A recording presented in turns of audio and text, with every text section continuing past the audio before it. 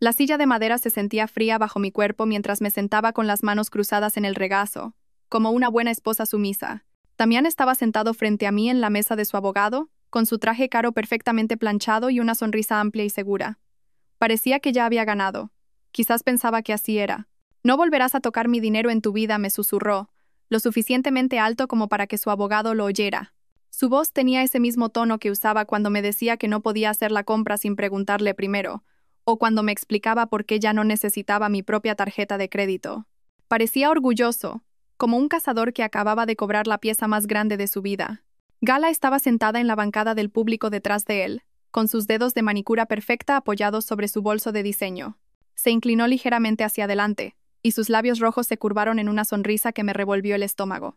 «Así es», cariño, dijo en voz baja, con una voz que destilaba una dulzura falsa. Lo llamaba cariño de la misma manera que yo solía hacerlo, cuando pensaba que nuestro matrimonio significaba algo, cuando pensaba que el hombre con el que me casé realmente existía. Leocadia, la madre de Damián, estaba sentada junto a Gala como si fueran viejas amigas planeando una merienda. Su pelo canoso estaba recogido en un moño apretado, y sus fríos ojos azules me miraban como si fuera algo sucio que acababa de pisar. Nunca le había gustado. No desde el día en que Damián me llevó a casa hace 8 años. Yo no era lo suficientemente buena para su precioso hijo. Siempre decía. No era lo suficientemente rica, no tenía suficiente clase, no era digna del apellido Montenegro. «No se merece ni un céntimo», dijo Leocadia, y su voz resonó en la silenciosa sala del juzgado.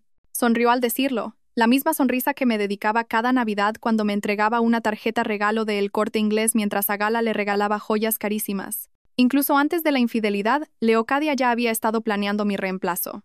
Mi abogado, el señor Rivas, estaba sentado a mi lado, revolviendo papeles. Parecía nervioso, como si supiera que estábamos a punto de perderlo todo. El equipo legal de Damián estaba formado por 3 abogados del bufete más caro de Madrid. Llevaban maletines llenos de documentos que demostraban que yo nunca había trabajado, que no tenía cualificaciones, que no merecía nada más que una pensión básica. Me pintaban como una cazafortunas que había atrapado a su pobre e inocente cliente. La jueza Roca, una mujer de unos 50 años con una mirada penetrante y el pelo entrecano, había estado escuchando sus argumentos toda la mañana. Tenía fama de ser dura pero justa. No sonreía mucho y no parecía impresionada por los trajes caros ni los abogados de renombre, pero incluso ella parecía dispuesta a fallar a favor de Damián. «Señoría», dijo el abogado principal de Damián, levantándose con una gruesa carpeta en las manos. «Mi cliente ha sido más que generoso. La señora Montenegro no tiene experiencia laboral, ni estudios más allá del bachillerato, ni patrimonio propio. Ha vivido una vida cómoda durante 8 años sin contribuir en nada a los ingresos del hogar. Una modesta asignación mensual es más que justo». Me dieron ganas de reír. Sin experiencia laboral. Yo había gestionado toda la agenda social de Damián, organizado sus cenas de negocios y me había encargado de toda la administración del hogar que mantenía su vida funcionando sin problemas. Sin estudios. Tenía una licenciatura en marketing que nunca pude usar porque Damián me convenció de que no necesitaba trabajar. Sin patrimonio. Eso era porque cada vez que intentaba ahorrar dinero o abrir mi propia cuenta, Damián encontraba una razón por la que no podía. Pero me quedé sentada en silencio, interpretando el papel que todos esperaban de mí. La esposa débil e indefensa que no entendía de dinero, de negocios, ni de cómo funcionaba el mundo real. Llevaba tanto tiempo interpretando ese papel que a veces casi me lo creía. Damián se giró para mirarme, con sus ojos oscuros llenos de satisfacción. Pensaba que me había destrozado por completo. Durante los últimos 6 meses, desde que descubrí su aventura, se había estado preparando para este momento. Había movido dinero, ocultado activos, y se había asegurado de que todo pareciera pertenecerle solo a él. Pensaba que yo era demasiado estúpida para darme cuenta, demasiado asustada para contraatacar. El señor Rivas se levantó lentamente, como si caminara hacia su propia ejecución. «Señoría, tengo una última prueba que presentar en nombre de mi cliente». Su voz tembló ligeramente mientras metía la mano en su maletín y sacaba un sobre blanco. «La señora Montenegro ha preparado una carta para la consideración de este tribunal». El abogado de Damián pareció confundido. No les habían informado de ninguna carta. Damián frunció el ceño y su sonrisa de confianza se desvaneció un poco. Gala se removió en su asiento, su postura perfecta volviéndose un poco menos perfecta. Los fríos ojos de Leocadia se entrecerraron mientras observaba al señor Rivas caminar hacia el estrado de la jueza. La jueza Roca tomó el sobre y lo abrió con cuidado. La sala estaba tan silenciosa que pude oír el crujido del papel mientras desplegaba la carta. Sus ojos se movieron por la página, leyendo en silencio. Al principio, su expresión no cambió. Luego, lentamente, sus cejas comenzaron a arquearse. Leyó durante lo que pareció una eternidad. Los abogados de Damián empezaron a susurrar entre ellos. El propio Damián me miraba fijamente, intentando adivinar qué demonios podría haber escrito yo que tuviera alguna importancia. Todavía parecía seguro de sí mismo, pero ahora había algo más en sus ojos, algo que podría haber sido preocupación. La jueza Roca terminó de leer y levantó la vista hacia todos los reunidos ante ella. Entonces ocurrió algo asombroso. Empezó a reír. No una risa educada, sino una carcajada profunda y real que resonó en las paredes. Se rió tanto que tuvo que dejar la carta y quitarse las gafas para secarse las lágrimas. «Oh, esto es bueno», dijo en voz baja, pero su voz se oyó con claridad en la silenciosa sala. «Esto es muy muy bueno». Las sonrisas de confianza desaparecieron de sus rostros como si alguien hubiera apagado un interruptor. La cara de Damián se puso pálida. La boca de Gala se abrió ligeramente. La fría compostura de Leocadia se resquebrajó, y por primera vez en 8 años, pareció genuinamente asustada. Sentí que una pequeña sonrisa tiraba de la comisura de mi boca. Por fin, después de meses de planificación y preparación, era hora de que supieran la verdad. Hace 3 años, pensaba que tenía el matrimonio perfecto. Damián llegaba a casa del trabajo con flores, me besaba en la puerta y me decía la suerte que tenía de tenerme. Vivíamos en el hermoso chalet de su familia en el barrio de Salamanca, con sus columnas blancas y su césped perfectamente cuidado. Me sentía como una princesa en un cuento de hadas. «Alba, no tienes que preocuparte por el dinero», me dijo Damián una noche mientras nos sentábamos a la mesa del comedor. Cortaba su solomillo con movimientos precisos, tal y como su madre le había enseñado. «Gano lo suficiente para los dos. Deberías centrarte en hacer de nuestro hogar un lugar hermoso». Yo había estado trabajando en una pequeña agencia de marketing en el centro, ayudando a negocios locales con su publicidad. Me encantaba mi trabajo, los desafíos creativos y la sensación de logro cuando una campaña tenía éxito. Pero Damián llevaba meses insinuando que debería dejarlo. «Pero disfruto trabajando», dije, enrollando la pasta en mi tenedor. «Y el dinero extra nos ayuda a ahorrar para nuestro futuro». Damián dejó el cuchillo y me miró con esos ojos oscuros que solían hacer que mi corazón diera un vuelco. «Cariño, no necesitamos tu pequeño sueldo. Apenas da para cubrir tu gasolina y la ropa del trabajo. ¿No preferirías pasar tu tiempo haciendo nuestro hogar perfecto? Quizás empezar a planear tener hijos». La forma en que dijo «pequeño sueldo» hizo que me ardieran las mejillas. Ganaba un dinero decente, suficiente para pagar la compra y las facturas. Pero cuando miré a mi alrededor en nuestro caro comedor, con su lámpara de araña de cristal y sus muebles importados, me sentí pequeña. Quizás tenía razón. Quizás mi contribución no importaba realmente. «Supongo que podría tomarme un tiempo libre», dije en voz baja. La sonrisa de Damián fue radiante. «Esa es mi chica lista. Serás mucho más feliz en casa». En un mes, había dejado mi trabajo. Damián se hizo cargo de todas nuestras finanzas, diciendo que sería más fácil si todo salía de una sola cuenta. Me dio una tarjeta de crédito para los gastos del hogar y me dijo que le avisara si necesitaba algo más. Al principio, se sentía bien que cuidaran de mí. Pasaba mis días decorando nuestra casa, cocinando platos elaborados y organizando las cenas de negocios de Damián. Pero poco a poco, las cosas empezaron a cambiar. La tarjeta de crédito tenía un límite bajo, y Damián cuestionaba cada compra. Cuando compré cortinas nuevas para el salón, me preguntó por qué no le había consultado primero. Cuando gasté 50 euros en el supermercado, quiso ver cada recibo.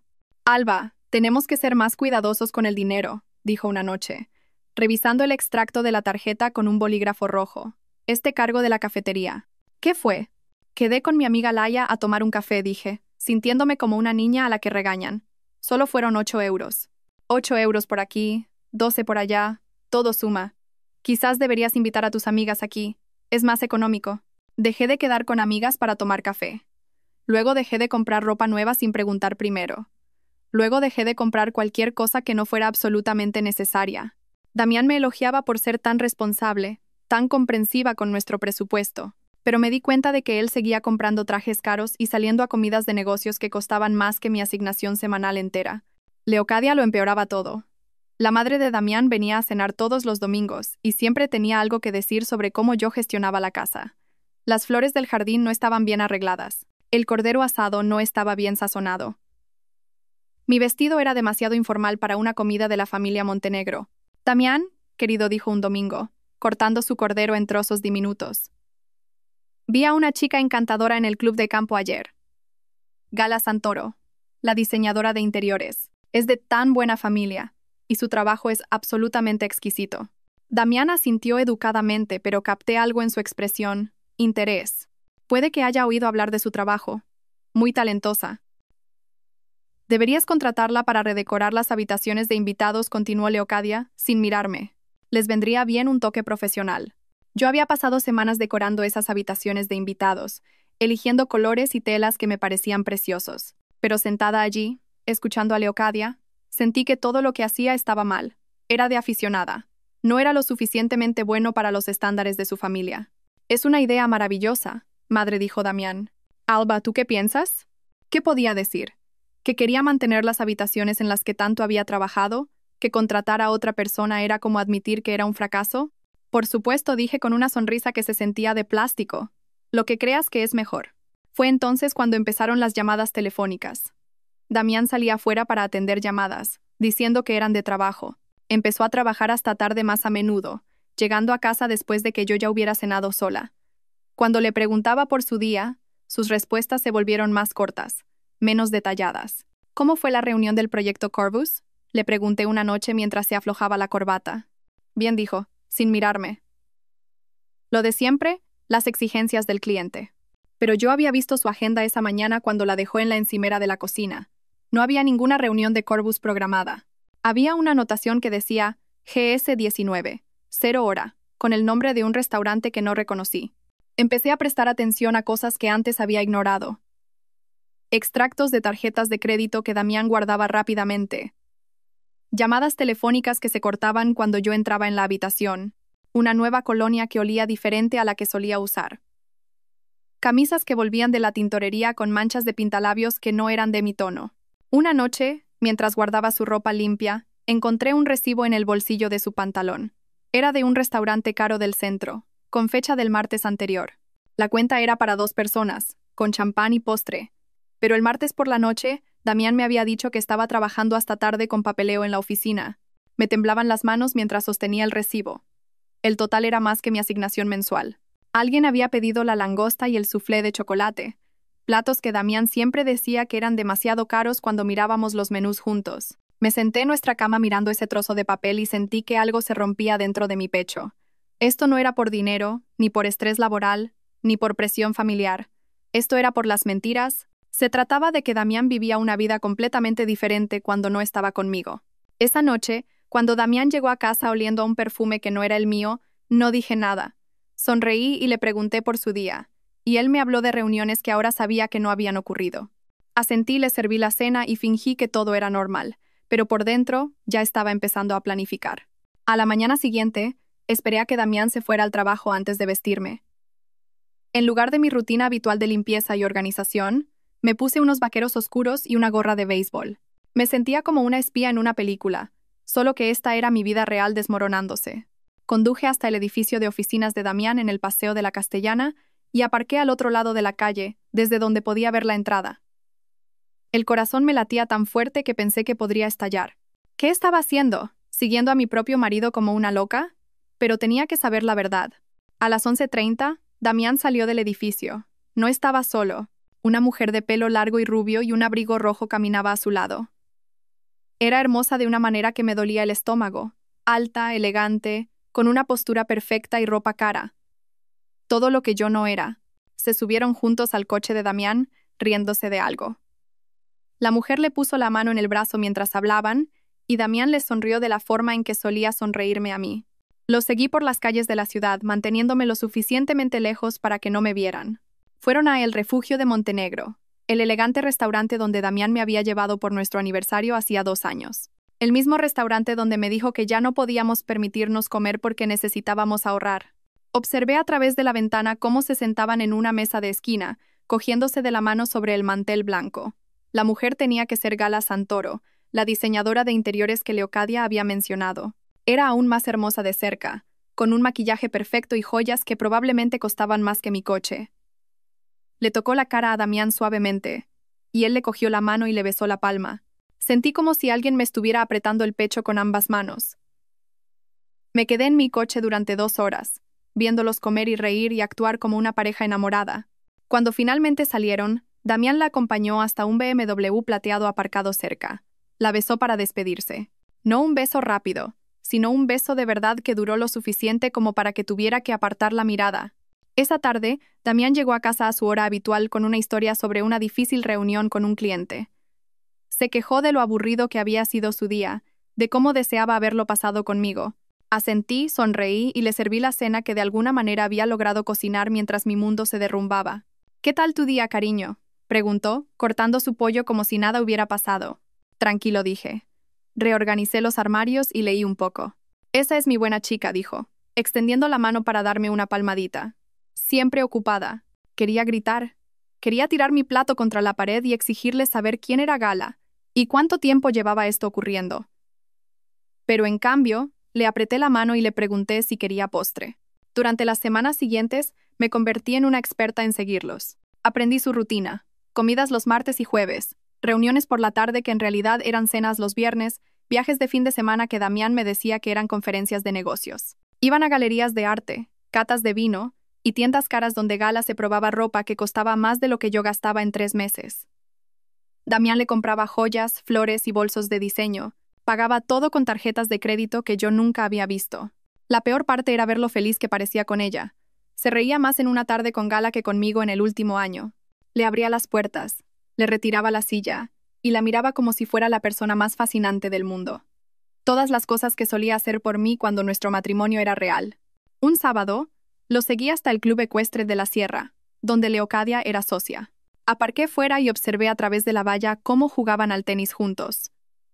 Leocadia también estaba allí, sentada en una mesa en la terraza, aplaudiendo cuando Gala hacía un buen punto. Después del partido, los tres se sentaron juntos a tomar algo. Leocadia estaba animada de una manera que nunca la había visto, riendo y gesticulando mientras hablaba con Gala. Le tocó el brazo a Gala afectuosamente y asentía con aprobación a todo lo que decía. Estaba claro que Leocadia no solo sabía de la aventura, sino que la estaba fomentando. Conduje a casa y me senté en mi casa vacía, comprendiendo finalmente la verdad. No se trataba solo de que Damián tuviera una aventura. Se trataba de reemplazarme por completo.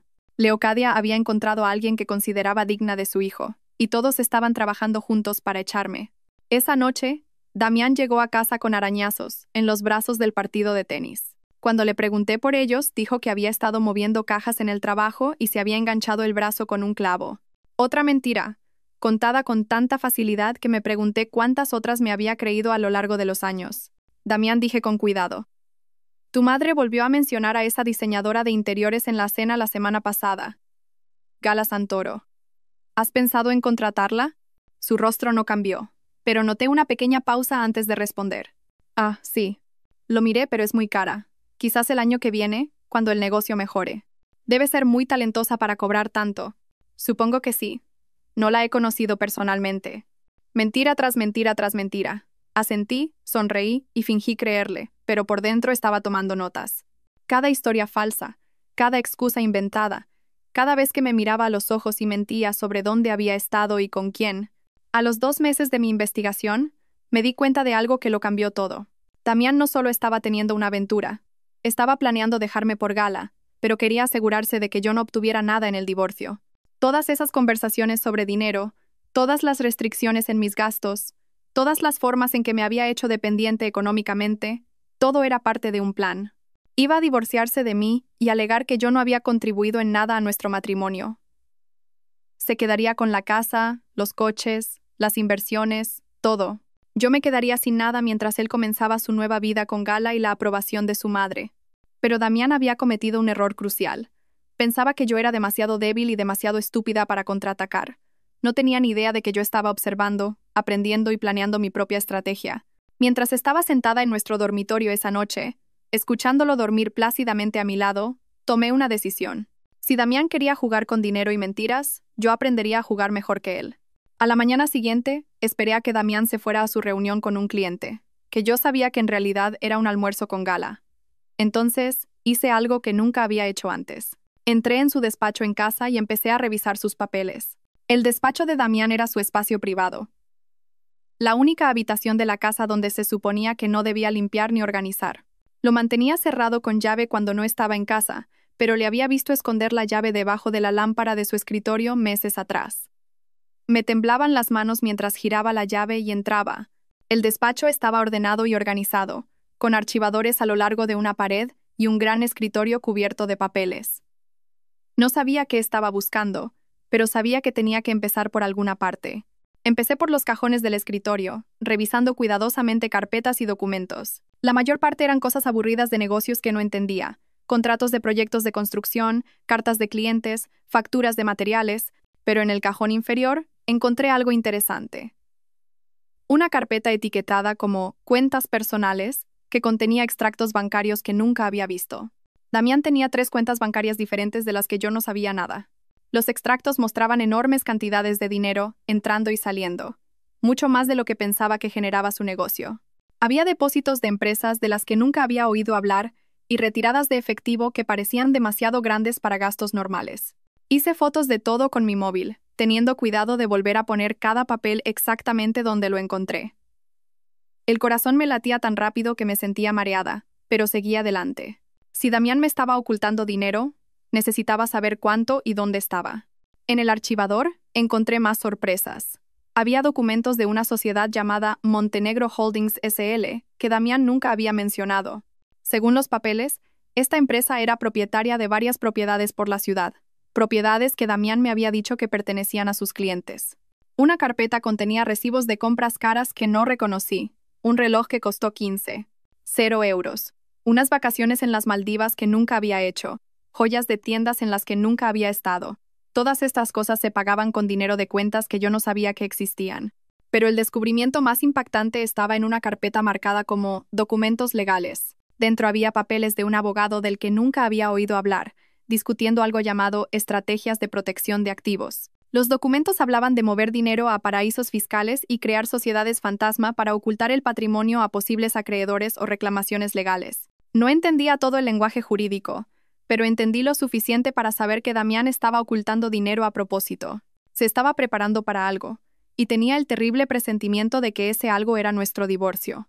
Pasé 3 horas en ese despacho haciendo fotos de cada documento que parecía importante. Para cuando oí el coche de Damián en el camino de entrada, había cerrado todo con llave y estaba en la cocina preparando el almuerzo como si nada hubiera pasado. ¿Qué tal tu reunión?, le pregunté mientras me besaba en la mejilla. Productiva, dijo, aflojándose la corbata. El proyecto Valoria avanza más rápido de lo esperado. Otra mentira. Había visto su agenda, y no había ningún proyecto Valoria, pero sonreí, asentí y le pregunté si quería un sándwich. Esa tarde hice otra cosa que nunca había hecho antes. Llamé a mi vieja amiga Laia, que trabajaba como contable en el centro. Habíamos perdido el contacto después de que dejé mi trabajo, pero esperaba que todavía me ayudara. Alba, dijo Laia cuando contestó al teléfono. ¿Cuánto tiempo sin saber de ti? ¿Cómo estás? Estoy bien, dije, tratando de mantener la voz firme. Laia, necesito un consejo sobre unos documentos financieros. ¿Podríamos quedar para tomar un café? Claro. ¿Está todo bien? Pareces preocupada. Te lo explicaré cuando te vea. Nos encontramos en una pequeña cafetería al otro lado de la ciudad, lejos de cualquier lugar al que Damián pudiera ir. Laia estaba igual que siempre, con su pelo rizado y pelirrojo y su sonrisa amable. Pero cuando le mostré las fotos en mi teléfono, su expresión se volvió seria. Alba, ¿de dónde has sacado estos documentos?, preguntó, desplazándose por las imágenes. Son los papeles de negocios de mi marido. Los encontré en su despacho. Laia guardó silencio durante un largo rato, estudiando cada imagen con atención. Finalmente, me miró con preocupación en los ojos. Alba, algunas de estas transacciones parecen muy sospechosas. Estas sociedades fantasma, las cuentas en el extranjero, las retiradas de efectivo, esto parece blanqueo de capitales. ¿Blanqueo de capitales?, repetí. ¿Qué significa eso? Significa coger dinero de actividades ilegales y hacerlo parecer legal moviéndolo a través de diferentes cuentas y empresas. Es un delito muy grave. Se me encogió el estómago. ¿Estás segura? No soy investigadora criminal, pero he visto suficientes casos de fraude financiero como para reconocer los patrones. Mira esto, dijo, señalando uno de los extractos bancarios. Tu marido recibe grandes depósitos en efectivo de empresas que no parecen existir. Luego mueve ese dinero a través de varias cuentas diferentes antes de que termine en bancos en paraísos fiscales.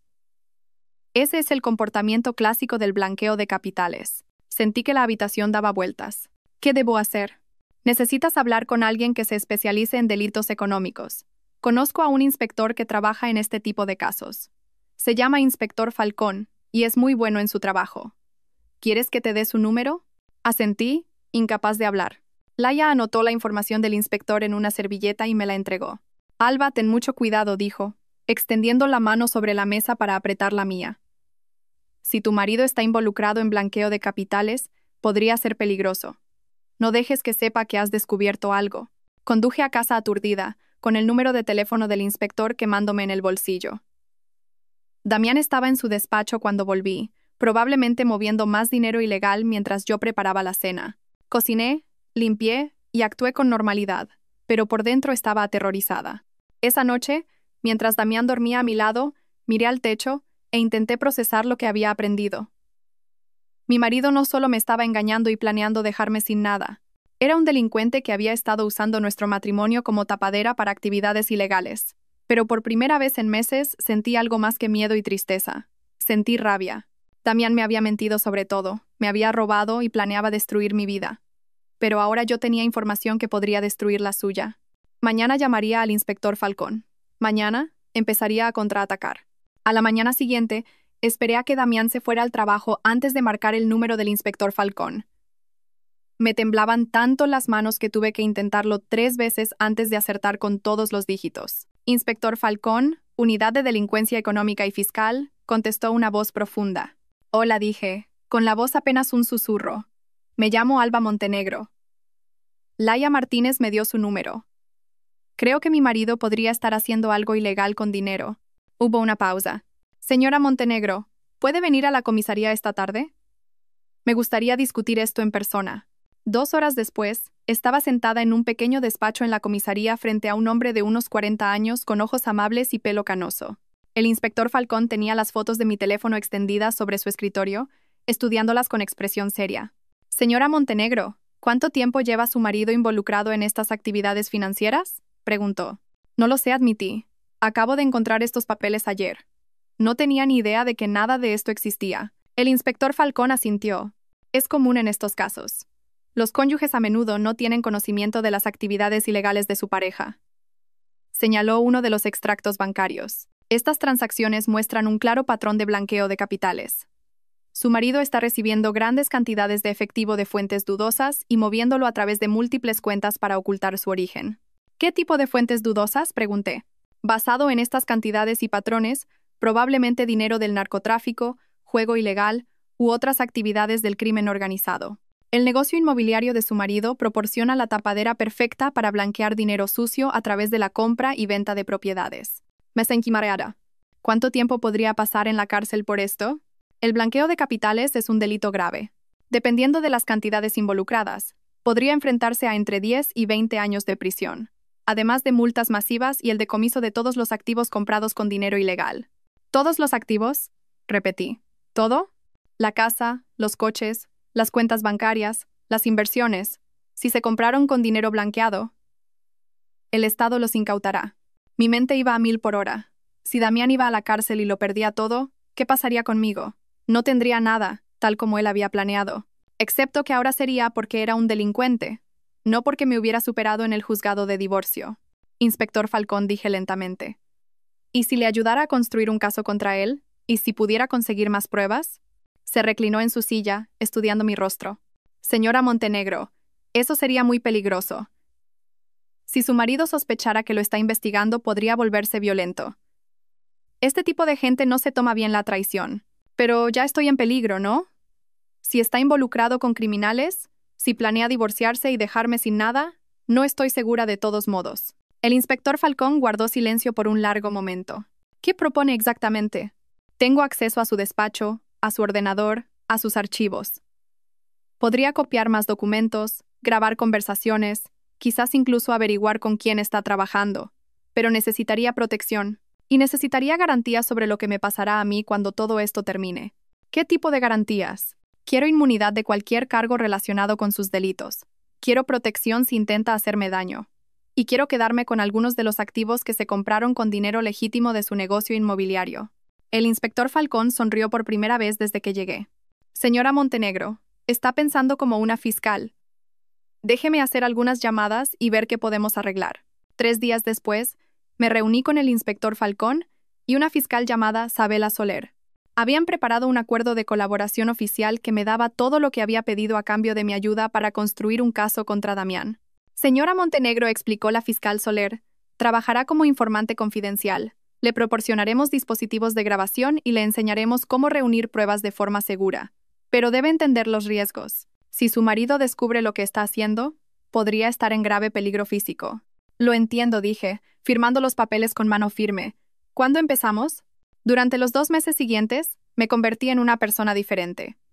Durante el día, interpretaba el papel de la esposa obediente, cocinando, limpiando y preguntándole a Damián por su día. Pero cada momento que él estaba fuera de casa, yo estaba trabajando. Instalé pequeños dispositivos de grabación en su despacho y en su coche. Copié archivos de su ordenador en memorias USB. Fotografié cada documento que pude encontrar, construyendo una imagen completa de sus actividades ilegales. Las pruebas eran abrumadoras. Damián estaba blanqueando dinero para una organización de narcotraficantes dirigida por un hombre llamado Brace Reyes. Recibía pagos en efectivo de 50.000 a 100.000 euros, y luego usaba su empresa inmobiliaria para comprar propiedades con ese dinero.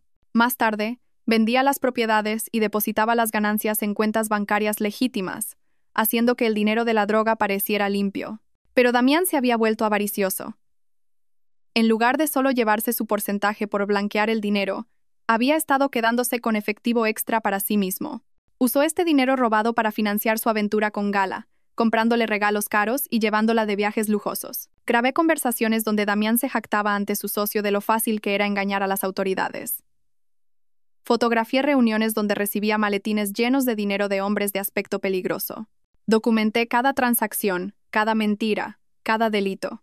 La parte más difícil fue fingir que todo era normal. Cuando Damián llegaba a casa cada noche, me besaba y me contaba su día, inventando historias sobre negocios legítimos mientras yo sabía que había pasado la tarde con narcotraficantes y criminales. Pareces diferente últimamente, dijo una noche mientras cenábamos. Más segura, quizás. Me gusta. He estado leyendo más, dije, lo cual era cierto. Había estado leyendo todo lo que podía encontrar sobre blanqueo de capitales y delitos financieros, aprendiendo cosas nuevas. Eso es maravilloso, cariño. El conocimiento es poder. Si él supiera cuánto conocimiento había adquirido y cómo planeaba usar ese poder en su contra. Al final de los 2 meses, el inspector Falcón me dijo que teníamos pruebas suficientes para arrestar a Damián e incautar todos sus bienes. Pero pedí una semana más.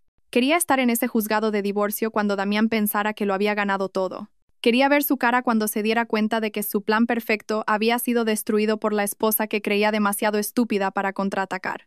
La trampa estaba tendida. Ahora solo tenía que esperar a que Damián cayera en ella. El proceso de divorcio comenzó una fría mañana de martes de noviembre. Me senté en el pasillo fuera de la sala del juzgado, vistiendo un sencillo vestido negro que me hacía parecer más pequeña e indefensa de lo que me sentía.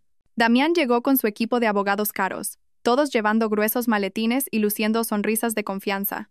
«Buenos días», Alba, dijo Damián, su voz destilando una falsa preocupación. «Espero que podamos superar esto rápida y amistosamente». Asentí dócilmente, interpretando mi papel a la perfección. «Solo quiero lo que es justo, Damián». Me dio una palmadita en el hombro como si fuera una niña. «Claro que sí, cariño, no te preocupes. Me aseguraré de que estés bien atendida». Gala llegó unos minutos más tarde, vistiendo un impresionante traje azul que probablemente costaba más de lo que yo solía ganar en un mes. Se sentó en la bancada del público detrás de Damián, su presencia un claro mensaje de quién ocuparía mi lugar. Leocadia se sentó a su lado, ambas susurrando y sonriendo como viejas amigas planeando una celebración. Cuando entramos en la sala, el abogado principal de Damián, el señor Villalobos, tomó inmediatamente el control. Era un hombre alto, de pelo canoso y un reloj caro. El tipo de abogado que cobra 1.000 euros la hora y gana casos por intimidación. Señoría, comenzó el señor Villalobos. Este es un caso sencillo. Mi cliente, el señor Damián Montenegro, es un exitoso hombre de negocios que ha mantenido a su esposa durante 8 años. La señora Montenegro no tiene experiencia laboral, ni estudios más allá del bachillerato, y no ha hecho ninguna contribución financiera al matrimonio. Solicita un acuerdo irrazonable que arruinaría el negocio y el sustento de mi cliente. La jueza Roca escuchó sin expresión mientras el señor Villalobos presentaba su caso. Tenían gráficos que mostraban los ingresos de Damián, diagramas que demostraban mi falta de contribución y testimonios de testigos que me pintaban como una cazafortunas que había atrapado a un hombre inocente. Leocadia subió primero al estrado de los testigos, con un traje azul marino y perlas que la hacían parecer la perfecta dama de sociedad. Habló con una voz clara y segura sobre cómo yo nunca había encajado en su familia. Damián se esforzó mucho por ayudar a Alba a mejorar, testificó Leocadia. Le pagó clases de protocolo, le compró ropa adecuada, incluso contrató tutores para ayudarla a aprender sobre arte y cultura. Pero ella no mostró ningún interés en superarse o en apoyar la carrera de Damián. Cada palabra era una mentira, pero Leocadia las pronunció con tal convicción que casi me las creí. Damián nunca había pagado clases ni tutores. Lo único que había pagado era mi silencio y sumisión. La señora Montenegro no tiene ninguna comprensión de las obligaciones sociales que conlleva estar casada con un hombre de la posición de Damián, continuó Leocadia. Lo avergonzaba en eventos de negocios y se negaba a participar en actividades benéficas. Francamente, me sorprende que el matrimonio durara tanto. El señor Villalobos asintió con aprobación. Gracias, señora Montenegro. No hay más preguntas. Mi abogado, el señor Rivas, se levantó para el contrainterrogatorio, pero parecía nervioso y poco preparado. Señora Montenegro, ¿no es cierto que su hijo controlaba todas las finanzas del matrimonio? Damián manejaba el dinero porque se le dan bien las finanzas, replicó Leocadia con suavidad. Alba no mostró ningún interés en aprender sobre esas cosas. ¿Y no es cierto que usted fomentó la relación de su hijo con la señorita Santoro? Los ojos de Leocadia brillaron de ira. No tengo ni idea de lo que está insinuando. El señor Rivas se sentó rápidamente, claramente superado. Quise gritarle que luchara más, pero me recordé a mí misma que todo esto era parte del plan. A continuación, Damián subió al estrado. Parecía apuesto y sincero con su traje oscuro. En todo momento, el exitoso hombre de negocios que había sido aprovechado por su codiciosa esposa. Señoría, dijo Damián con la voz llena de tristeza. Quería profundamente a Alba, pero nuestro matrimonio se volvió imposible. No tenía ningún interés en construir una vida juntos o en apoyar mi carrera. Gastaba el dinero frívolamente y se negaba a asumir la responsabilidad de la gestión del hogar. Intenté ayudarla, pero parecía contenta de vivir de mi duro trabajo sin contribuir en nada a cambio. El señor Villalobos guió a Damián a través de un relato detallado de nuestro matrimonio que no se parecía en nada a la realidad. En la versión de Damián, yo era perezosa, egoísta y financieramente irresponsable. Él era el marido sufrido que lo había intentado todo para salvar nuestro matrimonio. Pido un acuerdo modesto que permita a Alba empezar de nuevo, concluyó Damián. Una pequeña asignación mensual y quizás algo de formación laboral para ayudarla a ser autosuficiente. No le guardo rencor, pero no puedo seguir manteniendo a alguien que se niega a mantenerse a sí misma. La sala quedó en silencio cuando Damián terminó.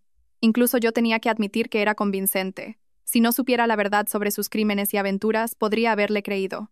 Gala nunca testificó, pero su presencia en la sala hablaba por sí sola. Se sentó detrás de Damián como una reina esperando reclamar su trono, tocándole ocasionalmente el hombro o susurrándole ánimos al oído.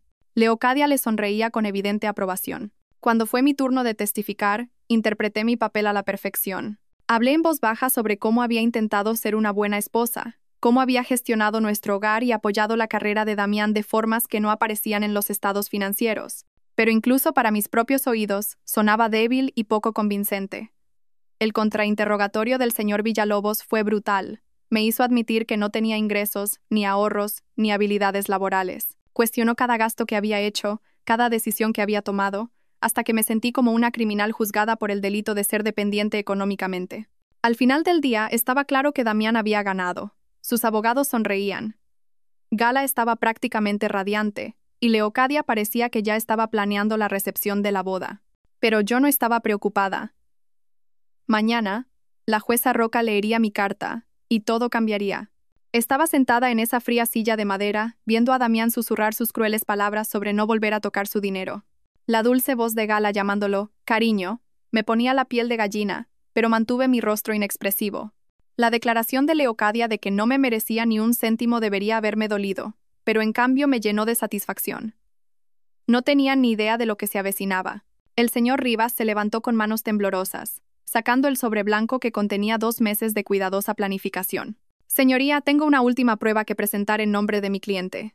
La señora Montenegro ha preparado una carta para la consideración de este tribunal. La sonrisa de confianza de Damián vaciló ligeramente. Sus abogados parecían confundidos, susurrando entre ellos sobre pruebas de las que no habían sido informados. Gala se removió en su asiento, su postura perfecta volviéndose menos perfecta. Los fríos ojos de Leocadia se entrecerraron mientras observaba el sobre llegar hasta la jueza Roca. La jueza Roca abrió el sobre con cuidado y comenzó a leer. La sala estaba tan silenciosa que podía oír los latidos de mi propio corazón. Observé su rostro mientras sus ojos se movían por las páginas, viendo el momento en que su expresión cambió de un leve interés al asombro y luego a algo que parecía deleite. Leyó durante lo que pareció una eternidad. Damián me miraba fijamente, intentando adivinar qué demonios podría haber escrito yo que tuviera importancia. Todavía parecía seguro, pero la preocupación se estaba colando en sus ojos oscuros. Los mismos ojos que me habían mentido durante años. Cuando la jueza Roca terminó de leer, levantó la vista hacia Damián, luego hacia Gala, luego hacia Leocadia.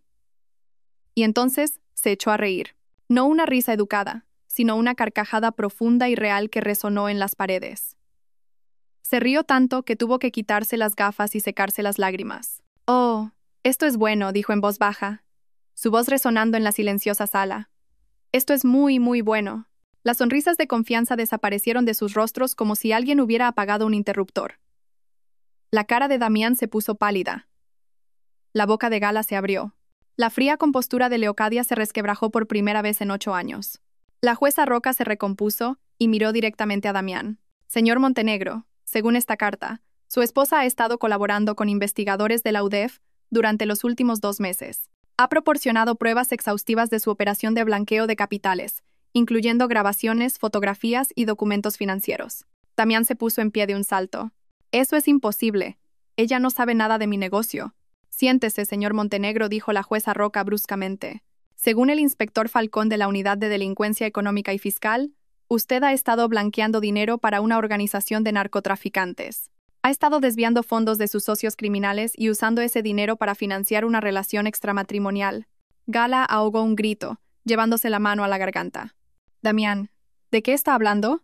¿Las joyas? ¿Los viajes? ¿Las cenas caras?», continuó la jueza, leyendo mi carta. «Todo pagado con dinero robado de la droga. Señorita Santoro, quizás debería contactar con un abogado. Aceptar regalos comprados con los beneficios de una actividad delictiva puede convertirla en cómplice de blanqueo de capitales». El rostro de Gala se quedó blanco. Miró a Damián con horror, dándose cuenta de que todo lo que él le había dado era prueba de delitos graves. «Yo no lo sabía», susurró. «No tenía ni idea». Leocadia se levantó, su voz temblando de rabia. «Esto es ridículo. Mi hijo es un hombre de negocios respetado». «Señora Montenegro», dijo la jueza, mirando a Leocadia con disgusto. «Su hijo se enfrenta a cargos por blanqueo de capitales, evasión de impuestos y organización criminal.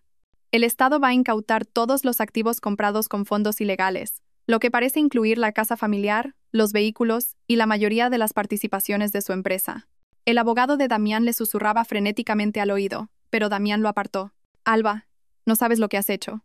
Esa gente no perdona la traición. Te has puesto en peligro». Me levanté lentamente, sintiéndome más fuerte que en años. «Sé perfectamente lo que he hecho, Damián.